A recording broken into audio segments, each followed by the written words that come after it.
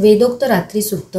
ओम. आपल्या महत्त्वादी व्यापक इंद्रियांनी सर्व विश्वातील समस्त वस्तूंना प्रकाशित करणारी ही रात्रीरूपी देवी स्वतःच उत्पन्न केलेल्या जगातील जीवांचे शुभाशुभ कर्म विशेषत्वाने पाहते आणि त्यांना त्यांच्या कर्मानुसार फळ मिळण्याच्या दृष्टीने सर्व विभूतींना धारण करते.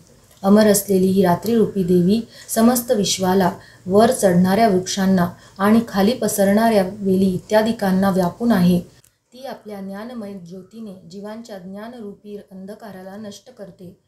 परशक्तीरूप अशी ही रात्री देवी येते आणि आपली बहीण ब्रह्मविद्यामयी उषादेवी हिला प्रकट करते. त्यामुळे अविद्यारूपी अंधकार स्वतः नष्ट होतो, जिच्या आगमनाने आम्ही आमच्या घरात सुखाने झोप घेतो. पक्षी वृक्षांवर बनविलेल्या आपल्या घरट्यात सुखाने निद्रा घेतात. ती रात्री देवी यावेळी माझ्यावर प्रसन्न होवो.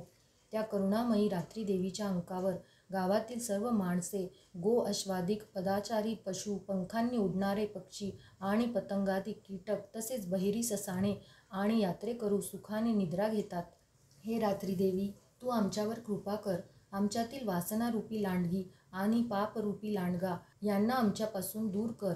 आमच्यातील कामक्रोधाधिक चोरांनाही हाकलून दे. आम्हाला सुखपूर्वक तरुण नेणारी हो, अर्थात आमच्यासाठी मंगलकारक, मोक्षदायिनी आणि कल्याणकारिणी हो. हे उषा, हे रात्रीची अधिष्ठात्री देवी, सर्वत्र पसरलेला हा अज्ञानरूपी काळा कुट्ट अंधार माझ्या अगदी जवळ आलेला आहे. तू याला ऋण जसे दूर करतात तसा दूर कर. धन देऊन ऋण निवारण करावे त्याप्रमाणे आम्हाला ज्ञान देऊन तू या अज्ञानाला घालव. हे रात्री देवी, तू आम्हाला दूध देणाऱ्या गायीप्रमाणे हितावह हो. मी तुझ्याजवळ येऊन तुझी स्तुती करून तुला प्रसन्न व माझ्या अनुकूल करून घेतो. तू परमव्योम स्वरूप परमात्म्याची कन्या आहेस. तुझ्या कृपेने मी कामक्रोधाधिक शत्रूंना जिंकले आहे. यज्ञ जसे हविष्य ग्रहण करतो तसे मी अर्पण केलेल्या स्तोत्ररूपी हविष्यास तू प्रेमाने ग्रहण कर. वेदोक्त रात्री सुक्त संपूर्ण.